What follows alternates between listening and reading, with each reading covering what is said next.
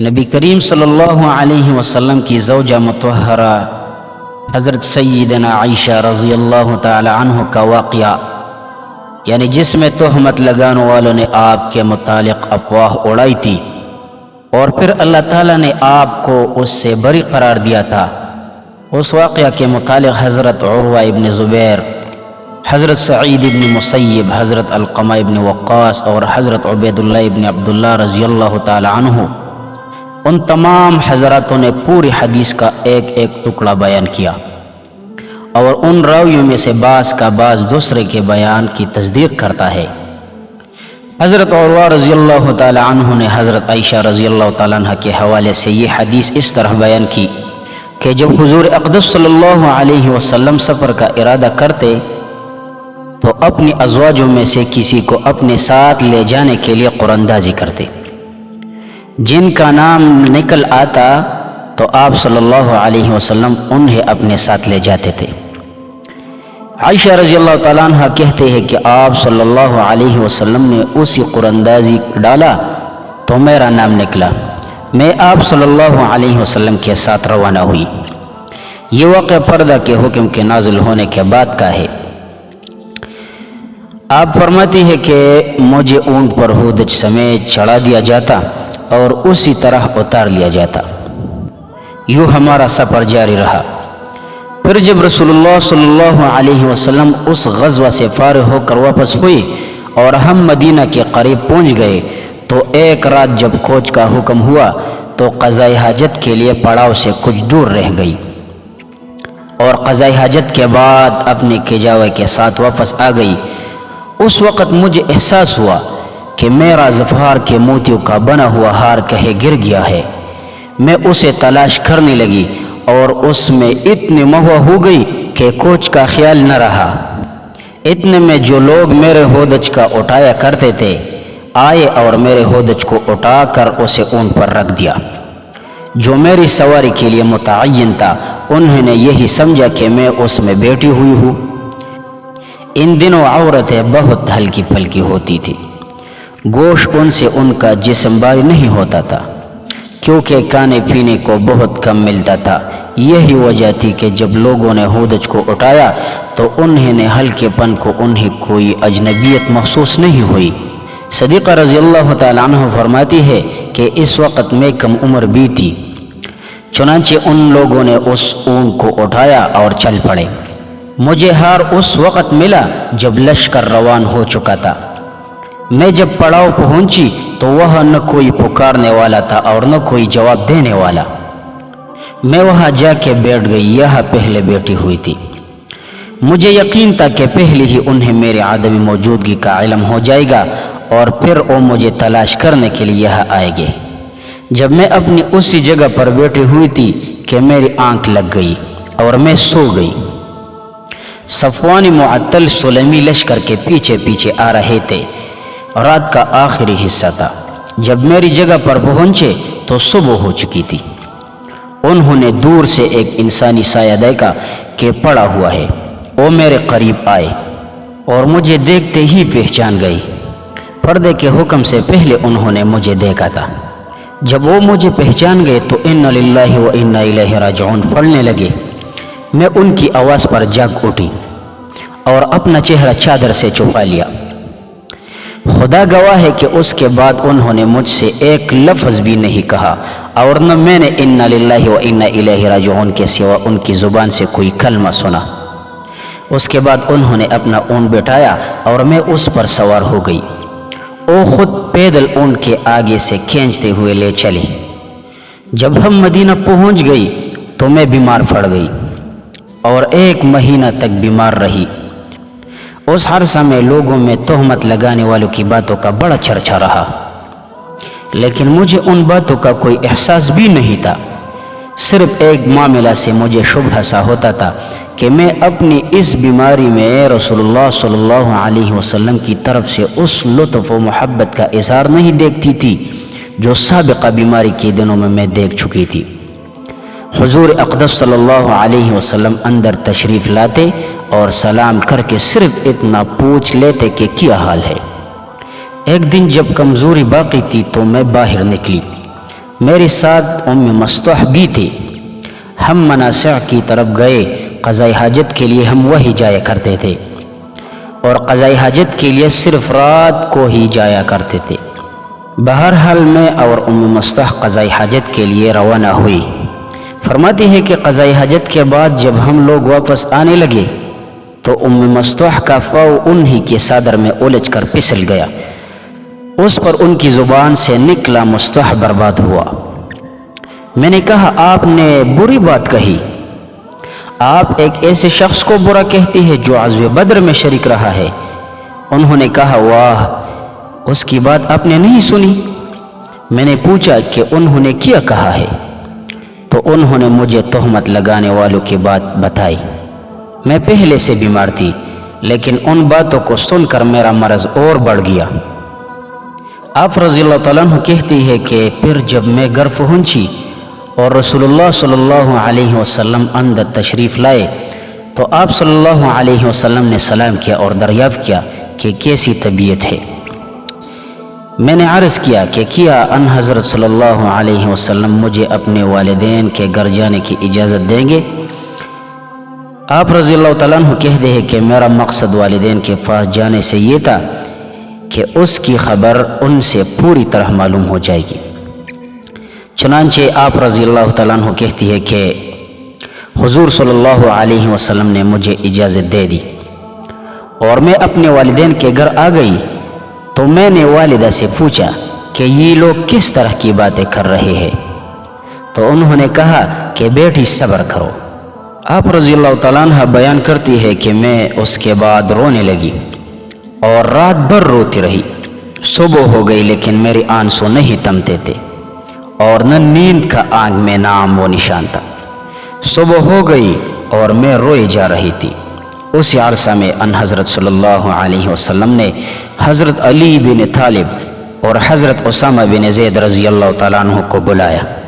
صدیقہ رضی اللہ تعالیٰ عنہ کہتی ہے کہ حضرت اسامہ رضی اللہ تعالیٰ عنہ نے تو حضور صلی اللہ علیہ وسلم نے اسی کی مطابق مشورہ دیا۔ فرمایا عرض کیا یا رسول اللہ صلی اللہ علیہ وسلم، آپ کی اہلیہ کے بارے میں خیر و بلائی کے سوا اور ہمیں کوئی چیز کا علم نہیں۔ البتہ حضرت علی رضی اللہ تعالیٰ عنہ نے کہا کہ یا رسول اللہ صلی اللہ علیہ وسلم، اللہ نے آپ پر کوئی تنگی نہیں کی تھی، عورتیں اور بھی بہت ہے۔ پھر ان حضرت صلی اللہ علیہ وسلم نے بریرہ رضی اللہ تعالیٰ عنہ کو بلایا اور دریافت فرمائے کہ اے بریرہ، کیا تم نے کوئی ایسی چیز دیکھی ہے جس نے شبہ گزارا ہو؟ تو انہوں نے عرض کیا نہیں، اس ذات کی قسم جس نے آپ صلی اللہ علیہ وسلم کو حق کے ساتھ بھیجا ہے، میں نے ان میں کوئی ایسی بات نہیں پائی جو چھپانے کے قابل ہو۔ ہاں ایک بات ضرور ہے کہ وہ کم عمر لڑکی ہے، آٹا گوندتے میں 20 ہو جاتے ہیں اور اتنے میں کوئی بکریاں پرندے وغیرہ وہاں پہنچ جاتے ہیں اور ان کا گوندا ہوا آٹا کھا جاتا ہے۔ چنانچہ اس کے بعد رسول اللہ صلی اللہ علیہ وسلم کھڑے ہوئے اور اس دن آپ صلی اللہ علیہ وسلم نے عبداللہ ابن ابی سلول کی شکایت کی اور حضور صلی اللہ علیہ وسلم نے منبر پر کھڑے ہو کر فرمایا اے معاشر المسلمین، ایک ایسے شخص کے بارے میں میری کون مدد کرے گا جس کی اذیت رسائی آپ میرے گھر تک پہنچ گئی ہے؟ اللہ اکبر۔ ان ظالموں نے نبی صلی اللہ علیہ وسلم پاک دامن عورتیں بھی نہیں چھوڑی ہے۔ حضور صلی اللہ علیہ وسلم کے بعد پر حضرت سعد بن معاذ انصاری رضی اللہ تعالیٰ عنہ اٹھے اور کہا کہ یا رسول اللہ صلی اللہ علیہ وسلم، میں آپ صلی اللہ علیہ وسلم کی مدد کروں گا۔ اگر وہ شخص قبیلہ اوس کے تعلق رکھتا ہے تو میں اس کی گردن اڑا دوں گا، اور اگر وہ ہمارے بائیو یعنی قبیلہ خجرت کا کوئی آدمی ہے تو آپ ہمیں حکم دے، تعمیل میں کوتاہی نہیں ہوگی۔ اس کے مقابلے میں سعد بن عبادہ کھڑے ہو گئے۔ آپ قبیلہ خجرت کے سردار تھے۔ سعد بن عبادہ رضی اللہ تعالیٰ عنہ اس سے پہلے نیک آدمی تھی، لیکن آج آپ پر قومی غیرت غالب آ گئی تھی۔ آپ نے اٹھ کر سعد بن معاذ رضی اللہ تعالیٰ عنہ سے کہا اللہ کی قسم تم نے جھوٹ کہا ہے، تم اسے قتل نہیں کر سکتے، تم میں اسے قتل کرنے کی طاقت نہیں ہے۔ پھر اس کے مقابلے میں اسید بن خضیر رضی اللہ تعالیٰ عنہ کھڑے ہو گئے۔ حضرت سعد بن معاذ رضی اللہ تعالیٰ عنہ کے چچا زاد بھائی تھے۔ آپ نے سعد بن عبادہ رضی اللہ تعالیٰ عنہ سے کہا کہ خدا کی قسم تم جھوٹے ہو، ہم اسے ضرور قتل کریں گے، تم منافق ہو کہ منافقوں کی طرفداری کرتے لڑتے ہو۔ رسول اللہ صلی اللہ علیہ وسلم منبر پر کھڑے تھے۔ آپ صلی اللہ علیہ وسلم نے لوگوں کو خاموش کرنے لگے۔ آخر سب لوگ خاموش ہو گئے اور ان حضرت صلی اللہ علیہ وسلم بھی خاموش ہو گئے۔ صدیقہ رضی اللہ تعالیٰ عنہ فرماتی ہے کہ جب اگلے دن صبح ہوئی تو میرے والدین میرے پاس ہی موجود تھے۔ 2 راتیں اور 1 دن مجھے مسلسل روتے ہوئے گزر گیا۔ اس عرصہ میں نہ مجھے نیند آئی اور نہ آنسو تھمتے تھے۔ والدین سوچنے لگے کہ روتے روتے میرا دل نہ پھٹ جائے۔ میں روئی جا رہی تھی کہ قبیلے انصار کی ایک خاتون نے اندر آنے کی اجازت چاہی تو میں نے انہیں اندر آنے کی اجازت دے دی۔ وہ بھی میرے ساتھ بیٹھ کر رونے لگی۔ ہم اسی حال میں تھے کہ رسول اللہ صلی اللہ علیہ وسلم اندر تشریف لائے اور بیٹھ گئی۔ اب رضی اللہ تعالیٰ عنہ بیان کرتی ہے کہ جب سے مجھ پر تہمت لگائی گئی تھی اس وقت سے آپ تک ان حضرت صلی اللہ علیہ وسلم میرے پاس نہیں بیٹھتے تھے۔ آپ صلی اللہ علیہ وسلم نے 1 مہینہ تک اس معاملے میں انتظار کیا اور آپ صلی اللہ علیہ وسلم پر اس سلسلے میں کوئی وحی نازل نہیں ہوئی۔ صدیقہ رضی اللہ تعالیٰ عنہ کہتی ہے کہ بیٹھنے کے بعد ان حضرت صلی اللہ علیہ وسلم نے تشہد پڑھا اور فرمایا اما بعد، اے عائشہ تمہارے بارے میں مجھے اسی طرح اطلاعات پہنچی ہے، بس اگر تم بری ہو تو اللہ تعالیٰ تمہاری براءت خود کرے گا، لیکن اگر تم سے غلطی سے کوئی گناہ ہو گیا ہے تو اللہ سے معافرت مانگو اور اس کی بارگاہ میں توبہ کرو، کیونکہ جب بندہ اللہ تعالیٰ کے سامنے اقرار کر لیتا ہے اور پھر اللہ تعالیٰ سے توبہ کرتا ہے تو اللہ تعالیٰ بھی اس کی توبہ قبول کر لیتے ہیں۔ آپ رضی اللہ تعالیٰ عنہ کہتے ہیں کہ جب ان حضرت صلی اللہ علیہ وسلم نے اپنی گفتگو ختم کر چکے تو میری آنسو اس طرح خشک ہو گئے جیسے ایک قطرہ بھی نہ نکل گئی۔ میں نے اپنے والد محترم سے کہا کہ آپ میری طرف سے رسول اللہ صلی اللہ علیہ وسلم کو جواب دیجیے، تو انہوں نے فرمایا خدا گواہ ہے میں نہیں سمجھتا کہ مجھے رسول اللہ صلی اللہ علیہ وسلم سے اس کے بارے میں کیا کہنا ہے۔ پھر میں نے اپنی والدہ سے کہا کہ ان حضرت صلی اللہ علیہ وسلم کی باتوں کا میری طرف سے جواب دیجیے۔ والدہ محترمہ نے بھی عذر فرمایا۔ حضرت عائشہ رضی اللہ تعالیٰ عنہ فرماتی ہے کہ پھر میں خود ہی بولی۔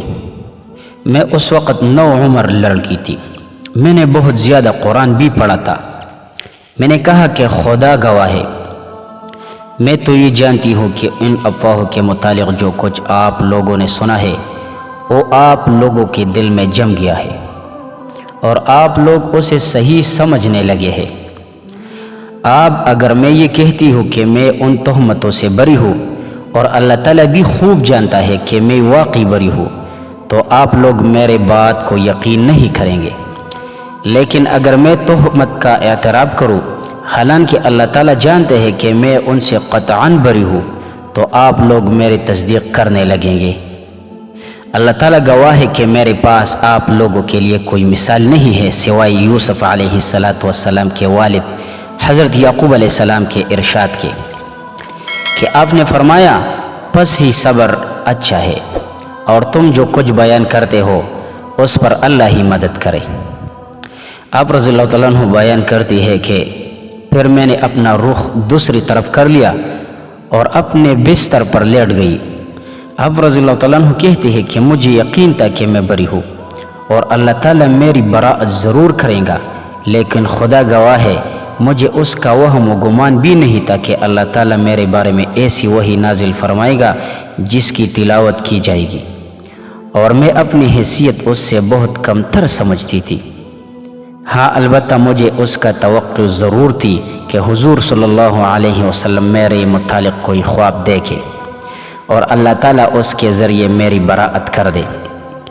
بیان کرتی ہے کہ خدا گواہ ہے رسول اللہ صلی اللہ علیہ وسلم نے ابھی اپنی اس مجلس میں تشریف فرما تھے گھر والوں میں سے کوئی بھی باہر نہ نکلا تھا کہ آپ صلی اللہ علیہ وسلم پر وحی کا نزول شروع ہوا، اور وہی کیفیت تھی کہ آپ صلی اللہ علیہ وسلم پر طاری ہوئی جو وحی کے نزول کے وقت طاری ہوئی تھی، یعنی آپ صلی اللہ علیہ وسلم پسینے پسینے ہو گئے اور سینہ موتیوں کی طرح جسم اطہر سے ڈلنے لگا، حالانکہ سردی کے دن تھے۔ یہ کیفیت آپ صلی اللہ علیہ وسلم پر اس وحی کی شدت کی وجہ سے ہوتی تھی۔ آپ صلی اللہ علیہ وسلم نے وحی کے بعد زبان مبارک سے یہ جملہ نکلا کہ عائشہ، اللہ تعالیٰ نے تمہیں براءت قرار دیا ہے۔ میری والدہ نے فرمایا کہ ان حضرت صلی اللہ علیہ وسلم کے سامنے کھڑے ہو جاؤ۔ آپ رضی اللہ تعالیٰ عنہ کہتی ہے کہ میں نے کہا کہ خدا گواہ ہے، میں آپ صلی اللہ علیہ وسلم کے سامنے ہرگز کھڑی نہیں ہوگی اور اللہ تعالیٰ کے سوا اور کسی کی حمد نہیں کروں گی۔ اللہ تعالیٰ نے جو آیت نازل کی تھی وہ یہ تھی، ان الذین جاءوا بالافک عصبۃ منکم لا تحسبوہ، مکمل 10 آیات تک۔ جب اللہ تعالیٰ نے یہ آیات میری براءت میں حاصل کر دی تو ابو بکر صدیق رضی اللہ تعالیٰ عنہ نے جو مصطح بن اساسہ کے اخراجات ان سے قرابت اور ان کی محتاجی کی وجہ سے خود برداشت کرتے تھے، آپ نے اس کے متعلق فرمایا کہ خدا کی قسم آپ میں مصطح پر ایک دیلا بھی خرچ نہیں کروں گا۔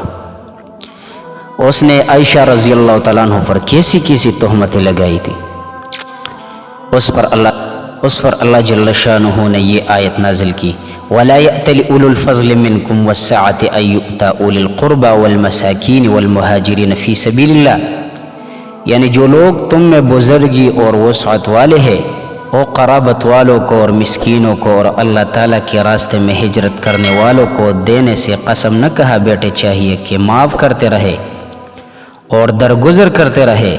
کیا تم یہ نہیں چاہتے کہ اللہ تعالیٰ تمہارے قصور معاف کرتا ہے؟ بے شک اللہ بڑی مغفرت والا، بڑا رحمت والا ہے۔ تو آیت کریمہ کے بعد ابو بکر صدیق رضی اللہ تعالیٰ عنہ نے فرمایا کہ خدا کی قسم میری تو یہی خواہش ہے کہ اللہ تعالیٰ میری مغفرت فرماتے۔ چنانچہ مصطح رضی اللہ تعالیٰ عنہ کو آپ پھر وہ تمام اخراجات دینے لگے جو پہلے دیا کرتے تھے، اور فرمایا خدا کی قسم اب کبھی ان کا اخراجات بند نہیں کروں گا۔ تو میرے پیارے دوستو، آیات براءت نازل ہونے کے بعد آپ صلی اللہ علیہ وسلم لوگوں کی طرف نکلے اور ان سے خطاب فرمایا اور براءت کے متعلق قرآن مجید کے آیت نازل شدہ آیت تلاوت فرمائی۔ پھر ان لوگوں کو حد قذف جاری کرنے کا حکم دیا جو اس تہمت میں شریک ہوئے تھے۔ ان میں حضرت مصطح ابن اساسہ رضی اللہ تعالیٰ عنہ، حضرت حسان ابن ثابت اور خمنہ ابن جحش شامل تھے۔ تو میرے پیارے دوستو، اس حدیث مذکورہ میں ہمارے لیے بہت فوائد اور سبق ہے۔ اس حدیث سے معلوم ہوا کہ قرآن اندازی جائز ہے، اور یہ بھی معلوم ہوا کہ کسی شخص کی تعریف اور فضیلت بیان کرنا جائز ہے جبکہ اس سے اس کے متعلق کسی نقص و عیب کا ازالت مقصود ہو، اور یہ بھی معلوم ہوا کہ ہودج عورت کے حجاب کے لیے گھر کے قائم مقام ہے۔ عورت کا ہودج پر سوار ہونے کا جواز معلوم ہوا، اور اگر نامحرم ماورائے حجاب کسی اجنبی عورت کا کوئی کام کر دے تو کوئی خرج نہیں۔ اور یہ معلوم ہوا کہ عورت سفر میں بھی ہار اور دوسرے زیورات پہن سکتی ہے۔ اس میں ہماری عورتوں کے لیے یہ تعلیم بھی ہے کہ اجنبی کی نگاہ پڑنے پر عورت کو اپنا چہرہ فوراً ڈھانپ لینا چاہیے، اور یہ بات بھی ذہن نشین کرے کہ مصیبت زدہ شخص کی مدد کرنی چاہیے اور ذیشان لوگوں کا اکرام اور احترام کرنا چاہیے، ان کو سوار کرنے میں فوقیت دے اور ان کی خاطر مشقت برداشت کرے۔ نامحرم لوگوں کو بالخصوص خلوت میں عورتوں کے ساتھ حسن ادب میں پیش آنا چاہیے۔ اپنی گھر کے ماحول کے لیے بیوی کے ساتھ ہمدردانہ رویہ ہونا چاہیے اور حسن معاشرہ کے ساتھ رہنا چاہیے، اور اس میں کوتاہی برتنا بہت سے مسائل کا پیش خیمہ ہو سکتا ہے۔ اس سے یہ معلوم ہوا کہ عورت جب کسی کام سے نکلے تو اس کے ساتھ کوئی بااعتماد خادم ہونا چاہیے۔ ایک مسلمان کو دوسرے مسلمان کا دفاع کرنا چاہیے۔ اس حدیث سے یہ بات بھی ظاہر ہوا کہ کوئی بری بات سامنے آئی تو فوراً فیصلہ نہ کرے، بلکہ اس کی تفتیش اور اس کے صحیح یا غلط ہونے کی تحقیق کرنی چاہیے۔ عورتوں کے لیے یہ سبق ہے کہ عورت اپنی شوہر کی اجازت کے بغیر گھر سے باہر نہیں جا سکتی، حتیٰ کہ والدین کے گھر بھی نہیں جا سکتی۔ اور ہمارے لیے یہ سبق ہے کہ انسان کو چاہیے کہ اہم امور میں اپنے ہمراہ دوستوں سے مشورہ کرے، اور کسی کی تعریف اور تزکیہ میں یہ الفاظ کہنا چاہیے کہ مجھے ان کے متعلق خیر و بلائی کے سوا کچھ معلوم نہیں۔ اگر آپ کوئی پر گواہی دے تو گواہی کے معاملے میں ثابت قدمی دکھانا چاہیے۔ اور جو شخص نبی صلی اللہ علیہ وسلم کا قولاً یا فعلاً اذیت پہنچائے وہ واجب القتل ہے۔ دعا کرے اللہ تعالی ہم سب کو مسلمان پر تہمت لگانے سے بچائے، اور حضور صلی اللہ علیہ وسلم اور اہل بیت اور صحابہ کی عظمت ہمارے دلوں میں ڈالے۔ اللہ تعالی ہم سب کو نبی کریم صلی اللہ علیہ وسلم کی سنتوں پر عمل کرنے کی توفیق عطا فرمائے، اور تمام شرعی احکامات پر عمل کرنے کی توفیق عطا فرمائے، اور موت کے وقت میں ہماری زبانوں پر یہ کلمہ جاری کرے کہ لا الہ الا اللہ محمد الرسول اللہ، وآخر دعوانا ان الحمد للہ رب العالمین۔